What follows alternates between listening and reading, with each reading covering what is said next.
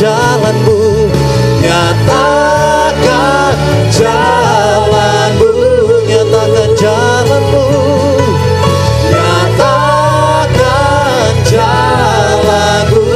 Lagi katakan, nyatakan jalanmu, nyatakan jalanmu. Sorak-sorak yang meriah bagi Tuhan Yesus.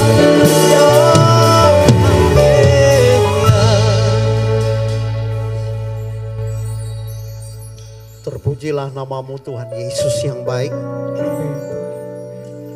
Engkau luar biasa, kasih dan anugerah-Mu sungguh ajaib dalam hidup kami.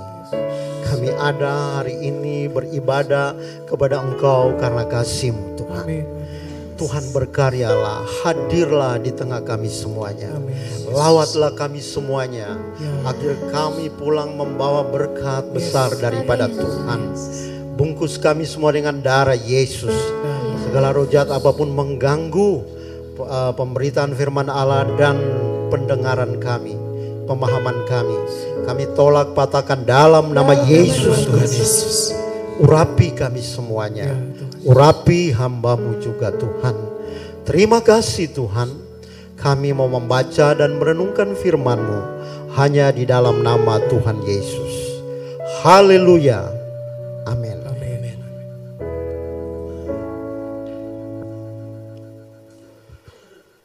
Haleluya, puji Tuhan, shalom.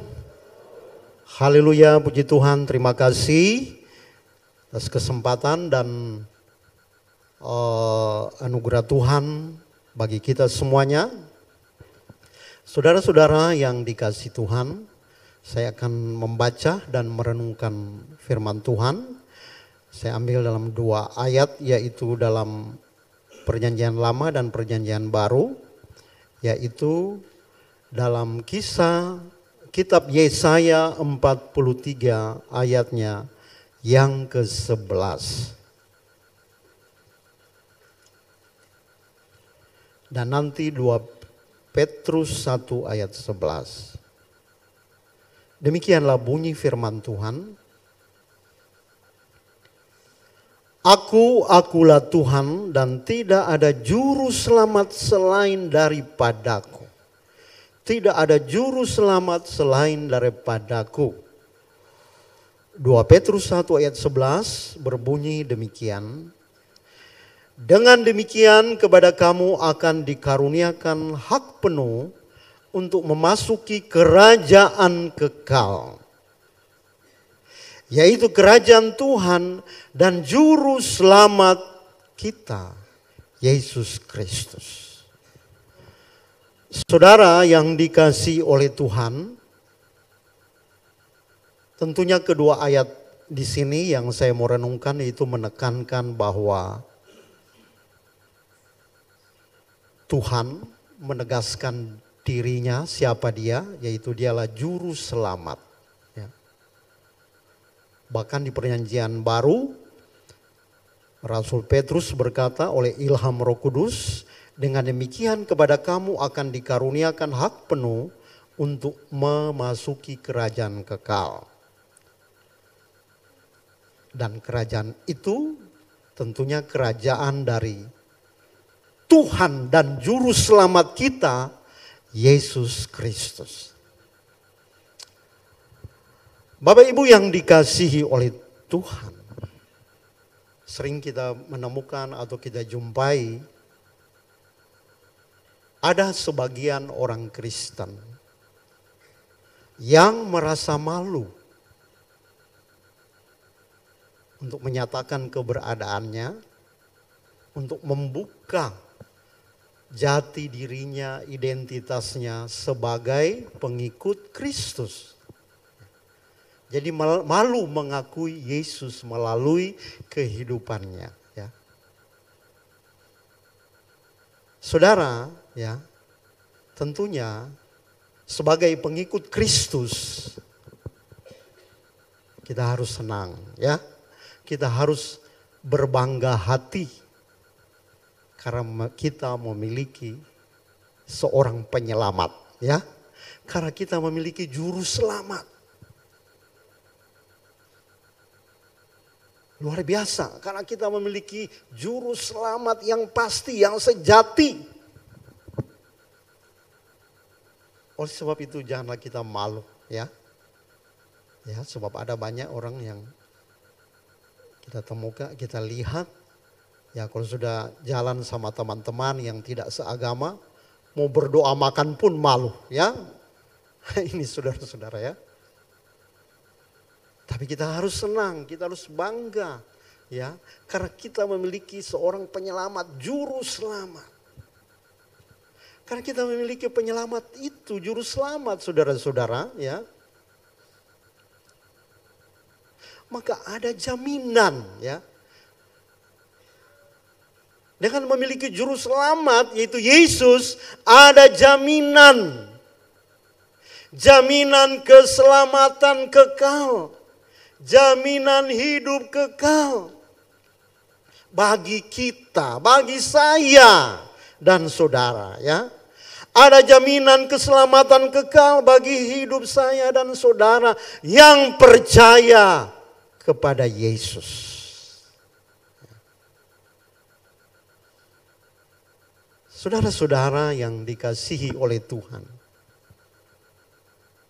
Walaupun memang dunia ya, orang-orang di dunia ini yang saya maksudkan mungkin orang-orang yang tidak percaya Yesus, orang-orang yang beragama lain sering beranggapan ya, sering berpendapat bahwa Yesus Kristus itu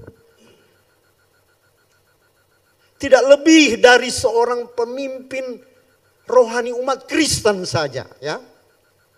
Yesus Kristus tidak lebih dari seorang pemimpin rohani umat Kristen. Atau nabi yang kualitasnya sama saja dengan nabi, tidak jauh berbeda dengan nabi-nabi yang lain ya. Nah, itulah pandangan-pandangan mereka ya. Pendapat-pendapat mereka orang-orang yang di luar sana ya. Tetapi saudara-saudara, saya mau berkata bahwa Yesus Kristus itu bukan hanya seorang pemimpin rohani agama Kristen. Yesus Kristus bukan hanya sebagai imam besar, kata Ibrani ya, dalam kitab Ibrani. Yesus Kristus bukan hanya seorang penasehat ajaib atau guru yang baik atau hanya sebagai tabib yang menyembuhkan, atau dia bukan hanya sebagai nabi. Walaupun memang predikat-predikat itu semua ada di dalam diri Yesus ya. Yesus bisa disebut nabi. Yesus bisa disebut raja di atas segala raja. Yesus disebut guru ya, yang baik. Yesus disebut imam besar agung ya. Dan macam-macam gelar yang ada dalam diri Yesus ya. Tetapi dialah Tuhan di atas segala Tuhan. Raja di atas segala raja. Dialah Allah. Bukan sekedar manusia. Walaupun di dalam diri Yesus ada dua. Istilahnya natur ya. Yaitu natur ilahi sebagai Allah. Dan natur kemanusiaan. Kenapa dia jadi manusia? Ya karena kita. Sebab kan tidak mungkin Allah langsung turun ya. Datang berjumpa dengan kita. Nah, itu kata dari kakaknya Pak Erik. Nanti hangus semua kita ya. Kalau Tuhan sendiri yang turun, Allah. Sedangkan bangsa Israel tidak boleh mendekat. Karena Allah itu api yang bisa menghanguskan. Karena Allah itu mulia, kudus, ya, enggak sembarang ya. Jadi bagaimana dia bisa jumpa dengan kita?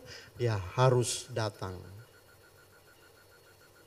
dalam sebagai manusia. Tapi esensinya sebagai Allah tidak lepas. Ya. Hakikatnya sebagai Allah tidak lepas. Oleh sebab itu tentunya kita sebagai orang Kristen percaya dengan doktrin yang namanya Trinitas atau Tritunggal, ya.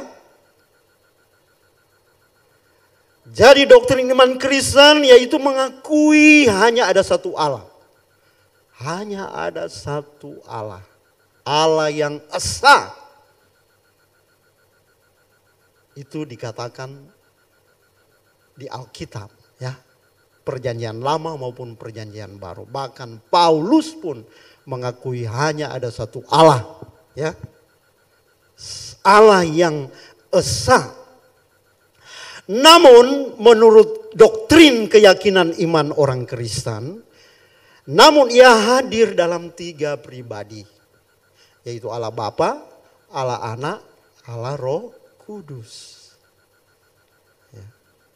Di mana ketiganya yaitu sama hakikatnya, sama esensinya, ya, sama kedudukannya, sama kuasanya dan sama kemuliaannya. Ya. Itulah, cuman memang ini harus ada pelajaran khusus dan memang tentunya berita tentang doktrin Trinitas kita memang tidak, kita hanya terima dengan iman tentunya, ya. Ya. Saudara-saudara yang dikasihi Tuhan. Jadi saudara-saudara, pandangan-pandangan yang mengakui bahwa dia hanya nabi, dia hanya manusia biasa, dia hanya pemimpin rohani agama Kristen itu keliru. Ya. Sebab dia bukan hanya pemimpin rohani agama Kristen atau nabi seperti nabi-nabi yang lain, tapi dia Tuhan. Bahkan dia adalah juru selamat, ya. Juru selamat dunia, bukan cuma orang Kristen, orang Yahudi, tapi dia juru selamat seluruh manusia ini. Ya. Penegasan-penegasan ini kita bisa temukan dalam perjanjian lama dan perjanjian baru. Ya. Pernah Tuhan berfirman melalui Hosea, ya, pasal 13 ayat 4. Ya. Tuhan berkata kepada bangsa Israel, tetapi aku adalah Tuhan Allahmu sejak di tanah Mesir.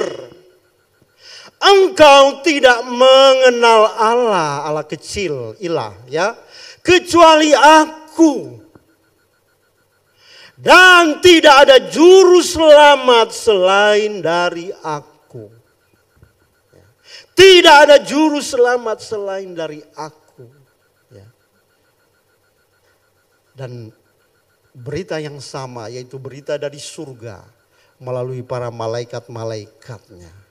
Ketika Allah datang berinkarnasi sebagai manusia melalui kandungan Maria. Ya. Ingat, Yesus itu bukan karena hubungan suami istri. Tapi itu dari Allah. Ya. Keluar dari Allah, ya. Saudara-saudara yang dikasihi Tuhan, ya. Ada berita baik, berita sukacita dari surga yang mau menegaskan bahwa dia adalah juru selamat. Oleh sebab itu dalam Lukas 2 ayatnya yang ke-11 di sana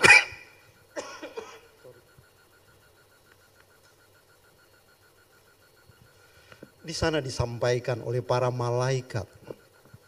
Hari ini telah lahir bagimu juru selamat, yaitu Kristus Tuhan di kota Daud. Ini bukan perkataan para nabi.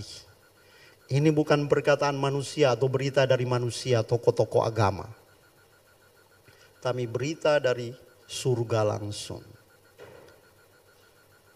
yaitu melalui para tentara surga, yaitu malaikat-malaikat. Bahwa hari ini telah lahir juru selamat. Jadi sejak dia lahir, bahkan sebelum dia lahir, dia sudah disebut juru selamat, yaitu Kristus Tuhan. Sudah disebut Tuhan juga, ya. Kristus Tuhan di kota Daud. Jadi seperti tadi pagi saya berkata, adalah keliru pandangan-pandangan, ya, pernyataan-pernyataan orang-orang di YouTube, saudara-saudara. Kalau saudara lihat, ada seorang mualaf pernah berkata bahwa Yesus itu katanya nanti jadi Tuhan ketika dilantik, ya, dilantik jadi Tuhan pada sidang atau konsili Nisea tahun 325, ya. Itu menurut dia, ya. Yesus nanti dilantik jadi Tuhan pada tahun 325 waktu konsili Nisea, ya. Saudara-saudara yang dikasihi Tuhan. Tentunya itu benar, tidak benar kalau kita belajar sejarah. Konsili Nisea itu tentunya itu adalah hadirnya seluruh pendeta-pendeta pada waktu itu, ya. Hadirnya para uskup-uskup baik dari Katolik, dari gereja-gereja Ortodoks Timur Roma, ya, yang mewakili Barat, itu kumpul begitu banyak hamba-hamba Tuhan, ya. Di kota Nisea yang sekarang namanya Iznik, ya, di Turki, ya. Jadi siapa yang suka ke Turki mungkin sudah pernah ke sana, ya. Saudara-saudara yang dikasihi Tuhan, itu hanya untuk menegaskan, ya. Sidang itu hanya untuk menegaskan bahwa apa yang disampaikan rasul-rasul, apa yang disampaikan oleh malaikat, oleh Yesus sendiri, itu benar adanya, ya. Bahwa dialah juru selamat, dialah Tuhan yang hidup, saudara-saudara, ya. Mengcounter ajaran-ajaran dari bidat-bidat, ajaran-ajaran yang tidak sesuai dengan firman Allah pada waktu itu. Yang kalau saudara baca dalam sejarah, ada seorang pendeta yang memiliki tafsiran yang berbeda. Dan bagi bapak-bapak gereja zaman itu tidak benar dan menyesatkan. Yang namanya uskup atau pendeta, ya, namanya Arius, ya. Dengan ajarannya yang berkata bahwa Yesus itu bukan Allah, ya. Yesus itu diciptakan dan lain-lain, saudara-saudara, ya. Saudara-saudara, dan muncullah keputusan itu, ya. Bukanlah ajaran baru, tetapi hanya menegaskan, hanya meneguhkan. Dan doktrin itu, saudara-saudara, sudah bertahan ribuan tahun sampai hari ini, ya. Kalau bukan dari Tuhan, itu pasti tidak bertahan, ya. Saudara yang dikasihi Tuhan.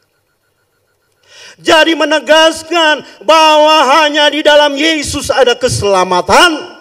Di dalam Yesus saja dialah Tuhan dan juru selamat. Itulah berita para rasul-rasul di Alkitab. Ya. Yesus bukan dilantik oleh manusia, tetapi Tuhan Bapalah yang mengatakan demikian, saudara-saudara. Jika saudara baca dalam Kisah 2 ayat 36, ya. Coba Kisah 2 ayat 36, tolong ditampilkan. Nah, ini Bapa sendiri yang berkata, ya. Jadi seluruh kaum Israel harus tahu dengan pasti bahwa Allah telah membuat Yesus yang kamu salibkan itu menjadi Tuhan dan Kristus. Bukan dilantik oleh bapak-bapak gereja itu. Saudara-saudara, dialah Tuhan. Ya. Oleh sebab itu firman Tuhan berkata dalam Kisah Rasul 4 ayat 12, di situ dengan tegas, ya, Petrus berkata kepada imam-imam ahli-ahli Taurat waktu sidang di Yerusalem ketika Petrus ditangkap. Bahwa keselamatan tidak ada di dalam siapapun juga. Ya. Keselamatan tidak ada di dalam siapapun juga. Siapapun tokoh agama yang pernah muncul di dunia ini, mereka tidak mampu menyelamatkan karena mereka lemah, mereka terbatas, mereka manusia biasa, mereka orang berdosa, ya. Nabi apapun mereka orang berdosa dan tidak mampu menyelamatkan. Jadi keselamatan itu tidak ada di dalam siapapun. Ya. Selain di dalam Dia, di dalam Yesus. Amin. Sebab di kolong langit ini atau di bawah kolong langit ini tidak ada nama lain yang diberikan kepada manusia yang olehnya kita dapat diselamatkan. Tidak ada nama lain. Ya. Tidak ada nama lain, saudara-saudara. Di dunia ini firman Allah, ya, yang bisa menyelamatkan di kolong langit ini. Hanyalah juru selamat yang sejati, itulah Yesus Kristus Tuhan. Amin. Kita bersyukur kita memiliki Yesus, saudara-saudara. Saudara-saudara yang dikasihi oleh Tuhan.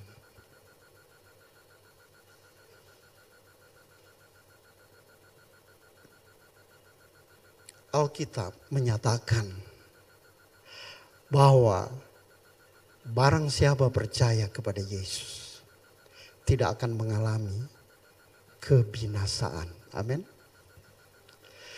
Barang siapa percaya kepada Yesus, saudara semua yang telah percaya dan menerima Yesus tidak akan mengalami kebinasaan. Melainkan akan beroleh jaminan hidup kekal, keselamatan kekal di dalam Yesus Kristus. Itulah pernyataan kasih Allah dalam Yohanes 3 ayat 16. Karena begitu besar kasih Allah akan dunia ini, sehingga ia telah mengaruniakan anaknya yang tunggal. Ya. Tuhan memang cinta seluruh manusia. Allah mengasihi seluruh dunia. Dia ingin semua dunia, semua manusia selamat. Tetapi yang selamat itu hanya mereka yang percaya kepada Yesus. Amin. Ini firman Allah, ini Alkitab berkata. Yang selamat itu hanya mereka yang percaya kepada Yesus. Kebaikan tidak menyelamatkan, agama tidak menyelamatkan. Saudara-saudara, tokoh-tokoh agama tidak menyelamatkan. Tetapi yang menyelamatkan adalah ketika saudara percaya kepada Yesus dan menerima Dia sungguh-sungguh sebagai juru selamat yang sejati, sebagai penyelamat. Ya. Yesus telah menyerahkan nyawanya. Yesus telah rela menyelamatkan nyawanya dan mati di kayu salib untuk menebus dosa kita. Untuk menebus, karena kita sudah terjual ketika kita hidup di luar Yesus, ya. Kita semua orang berdosa. Upah dosa adalah maut. Alkitab berkata semua orang telah berbuat dosa. Upah dosa adalah maut.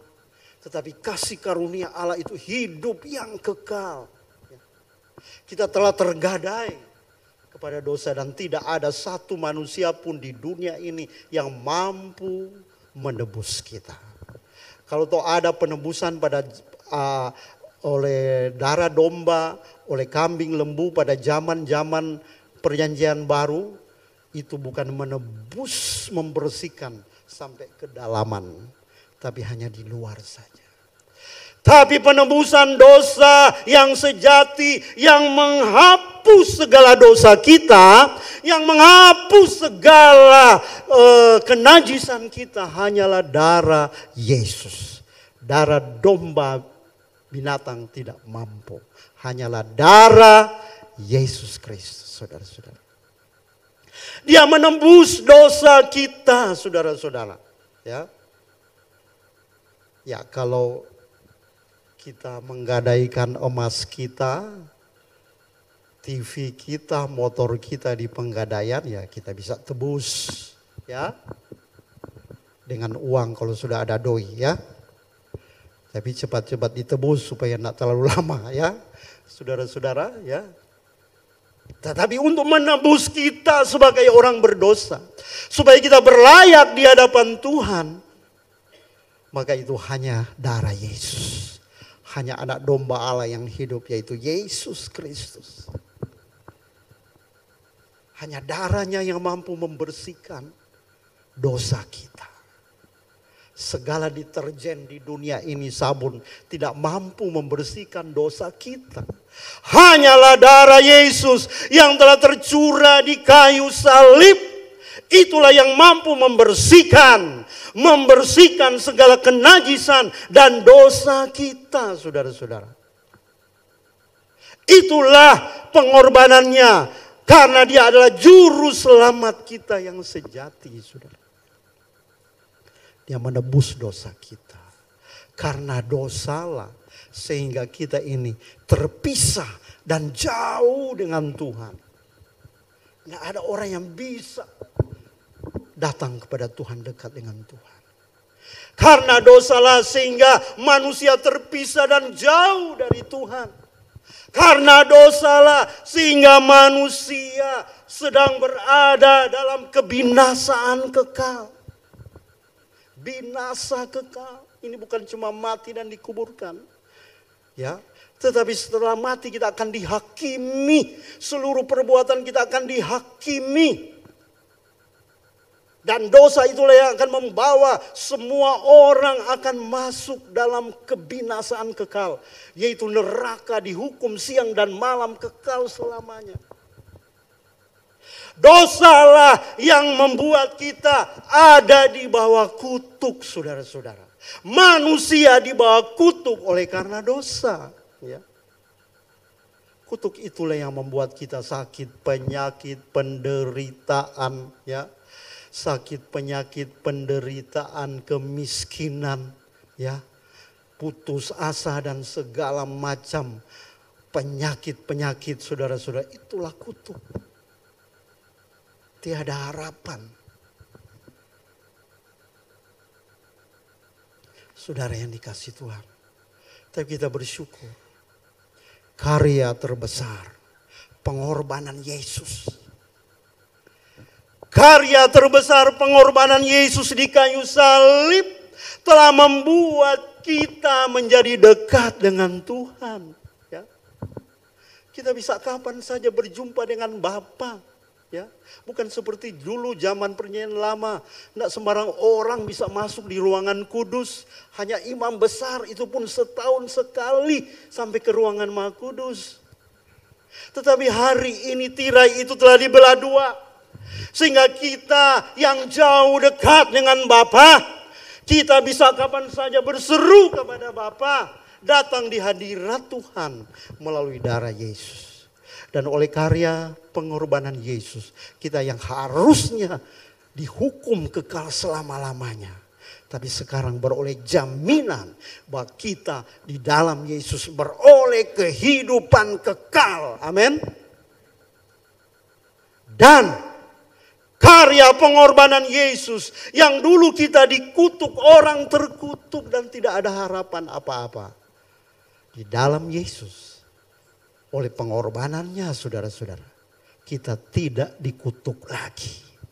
Tapi kita sudah menjadi orang-orang yang diberkati. Amin. Mari kita katakan, saya orang diberkati. 1, 2, 3. Saya orang yang diberkati. Itulah keberadaan kita. Itulah keberadaan kita. Itulah status kita. Kita orang yang sudah diberkati. Oleh karena karya pengorbanan Yesus, segala dosa, segala kutuk, segala penyakit, segala kemiskinan, segala penderitaan telah dipakukan di kayu salib. Sehingga kita menjadi orang-orang diberkati. Dan di kayu salib itu juga sebenarnya kita sudah disembuhkan. Oleh sebab itu ada ayat berkata, oleh bilur-bilurnya kita telah disembuhkan. Jadi Bapak Ibu kalau sakit, jangan dulu langsung cari si A, si B, si C. Katakan kepada diri saudara, di dalam Yesus saya sudah diberkati, saya tidak dikutuk lagi. Di dalam Yesus saya sudah sembuh. Amin.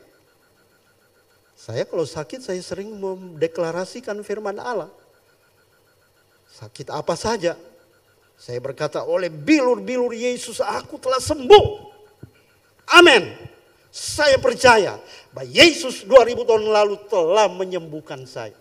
Terus katakan itu. Dan saya alami. Setiap kali saya mengucapkan deklarasi itu. Sekali belum, dua kali belum, berapa kali terus menerus sampai sehat. Amin. Itu yang kita harus imani. Saudara-saudara yang dikasih Tuhan. Jadi luar biasa, ya, luar biasa. Bahkan karya pengorbanan Yesus itu bukan hanya membuat kita hidup kekal. Bahkan kita yang percaya kepada nama Yesus, kita dijadikan anak-anak Allah. Jadi status saudara adalah anak-anak Allah. Amin. Yohanes 1 ayat berapa itu? 12 ya. Yohanes 1 ayat 12. Di sana berkata tetapi semua orang yang menerima Yesus.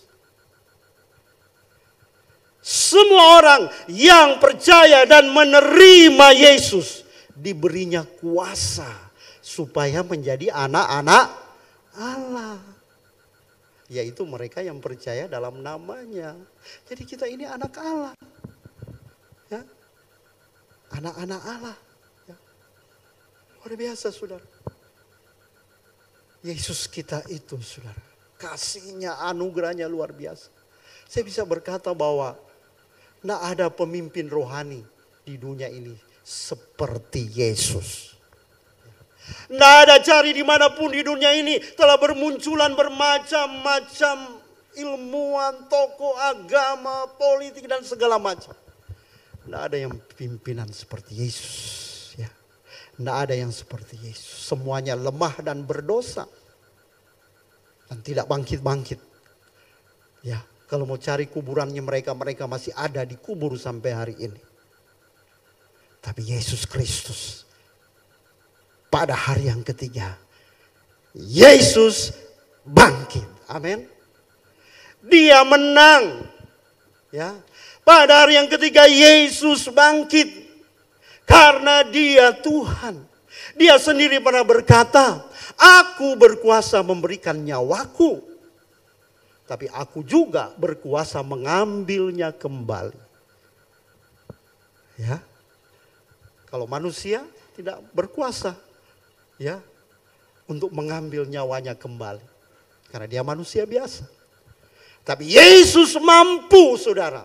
Dia berkuasa memberikan menurut kemauannya nyawanya. Mati di kayu salib. Tetapi dia berkuasa juga untuk mengambilnya kembali. Sesukanya. Ya. Kenapa? Siapakah dia? Dialah Tuhan. Dialah Allah. Dialah Raja di atas segala Raja. Amin. Luar biasa saudara-saudara. Ya. Oleh sebab itu saudara, hari ini saya mau yakinkan saudara, bahwa Yesus telah memberikan keselamatan kepada saudara. Siapa yang hari ini yakin bahwa dia sudah yakin selamat dan pasti masuk surga. Amin. Angkat tangan Bapak Ibu, dia pasti masuk surga. Ya. Wah, enggak semua ya. Yang lain kalau belum pasti, terima Yesus, amin. Bertobat. Kalau belum pasti, sebab harus yakin kita pasti karena Yesus sudah memberi jaminan itu, saudara-saudara, ya. Sebab guna apa kita masuk keluar gereja kalau tidak masuk surga, ya? Guna apa kita memiliki segalanya kalau jiwa kita binasa? Dan keselamatan itu tidak ada dalam siapapun, hanya di dalam nama Yesus. Jadi kalau kita meninggalkan Yesus kita rugi besar, saudara, ya. Rugi besar kalau kita sampai meninggalkan Yesus dan percaya kepada hal-hal yang lain, ya. Tuhan telah memberi keselamatan kepada kita, saudara. Itu pasti. Itu pasti. Tetapi selanjutnya, saudara, apa yang harus kita lakukan dengan keselamatan itu? Filipi 2 ayat 12 berkata, hai saudara-saudaraku yang kekasih, kamu senantiasa taat. Karena itu, tetaplah kerjakan keselamatanmu dengan takut dan gentar. Bukan saja seperti waktu aku masih hadir, tetapi terlebih pula sekarang waktu aku tidak hadir. Jadi kita harus tetap mengerjakan keselamatan kita dengan takut dan gentar. Ini bukan berarti setelah kita terima Yesus sudah diberikan anugerah keselamatan lalu kita berhenti. Tidak ibadah-ibadah lagi, tidak baca-baca Alkitab, ya. Hidup seenaknya, ya. Hidup menurut keinginan dunia. Kita tidak mau bergabung dengan komunitas rohani, tidak mau belajar firman Tuhan. Harus kita kerjakan itu, saudara-saudara, ya. Iman kita ini artinya iman kita terus hidupi. Ya, jangan iman kita sampai mati. Ya, untuk menghidupi iman kita harus baca Alkitab, kita harus beribadah, kita harus ada saat teduh, kita harus, saudara, berdoa senantiasa, ikut terlibat dalam pelayanan. Ini mengerjakan keselamatan tiap hari supaya iman kita bertumbuh, iman kita hidup, saudara-saudara, ya. Tidak boleh mati, sebab kalau mati ini yang menjadi alasan mengapa begitu banyak orang mudah sekali menjadi mualaf walaupun pendeta, ya. Meninggalkan Yesus, saudara-saudara. Karena mereka tidak mengerjakan keselamatan itu dengan takut dan gentar, ya. Kita harus hidup sebagai murid Kristus. Kita harus sebagai murid berarti kita harus belajar dan belajar terus untuk semakin mengenal Tuhan. Ya, oleh sebab itu saya berkata bahwa ya suatu hal yang luar biasa. Program gereja ada program untuk memuridkan, SMK. Jadi sebenarnya bagus sekali sudah mendaftar untuk semakin bertumbuh iman kita. Amin. Semakin kuat iman kita harus keselamatan harus itu dikerjakan setiap hari, saudara, supaya tetap hidup, ya. Ini perintah. Apakah perintah ini istilahnya hanya opsional, ya? Opsional itu suatu pilihan yang tidak harus dilakukan, ya. Apakah perintah itu hanya bersifat opsional? Apakah perintah itu hanya sesuatu yang menyenangkan untuk dilakukan, tapi tidak masalah kalau tidak lakukan? Tidak, saudara-saudara.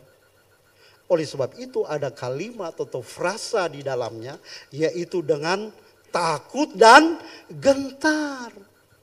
Ini menunjukkan bahwa perintah ini harus sungguh-sungguh dilakukan, dikerjakan selama kita hidup di dunia ini. Kita harus konsisten melakukannya supaya iman kita jadi kuat, iman kita bertumbuh, keselamatan itu semakin bertumbuh di dalam diri kita secara progresif, ya.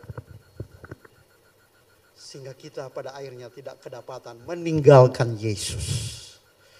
Jadi bukan hanya bergereja, duduk, tetapi benar-benar terus kerjakan keselamatan. Supaya iman kita, keselamatan yang Tuhan tidak berikan tidak sia-sia, tidak hilang. Ya. Oleh sebab itu saudara-saudara, biarlah firman Allah ini menjadi kekuatan dalam hidup kita. Ya. Sehingga kita terus semakin cinta Tuhan, semakin giat melayani Tuhan, semakin giat mencintai Tuhan. Dalam ibadah, dalam doa, dalam pelayanan, terlibat semuanya dalam pelayanan. Sehingga keselamatan itu semakin nyata dalam hidup kita semuanya. Kiranya firman Allah ini memberkati kita semuanya dan membawa pencerahan, sedikit pencerahan bagi Bapak Ibu untuk semakin teguh dalam iman. Bahwa Tuhan telah menyediakan kerajaan kekal, kerajaan Yesus juru selamat kita, Tuhan yang hidup. Dan kita akan masuk ke sana. Tuhan memberkati. Yesus, Engkau juru selamatku, dalam janji-Mu kemenanganku, selamanya kan ku nyatakan besar setiamu Tuhan di hidupku. Katakan Yesus, Engkau juru selamat. Yesus, Engkau juru selamatku, dalam janji-Mu kemenanganku, selamanya kan ku nyatakan besar setiamu Tuhan di hidup. Kali lagi, Yesus Engkau. Yesus, Engkau juru selamatku, dalam janji-Mu kemenanganku, selamanya kan ku nyatakan besar setiamu Tuhan di hidupku. Oh Yesus Tuhan, terima kasih. Karena kami memiliki juru selamat yang sejati. Amin. Juru selamat yang telah rela berkorban dan mati di kayu salib untuk memberi keselamatan bagi kami semua. Ya Tuhan. Tiada yang dapat menyelamatkan kami di dunia ini, hanya Yesus saja. Dan bawa iman kami terus teguh di dalam Yesus dan tidak terombang-ambingkan oleh rupa-rupa pengajaran-pengajaran yang sesat. Engkaulah juru selamat kami yang sejati. Engkaulah gembala agung kami yang sejati. Terima kasih Tuhan. Kami bersyukur. Tanamkan firman ini di hati anak-anak, agar kami terus berdiri teguh. Amin. Karena kami tahu kami telah menerima kerajaan kekal, kerajaan Yesus, kerajaan Yesus Kristus Juru Selamat Tuhan kami. Terpujilah namamu. Hamba-Mu telah selesai, silakan Tuhan lanjutkan. Dalam nama Yesus. Haleluya. Amin. Amin. Berikan tepuk tangan yang terbaik bagi Allah kita yang dahsyat. Yesus, Engkau juru selamatku, dalam janji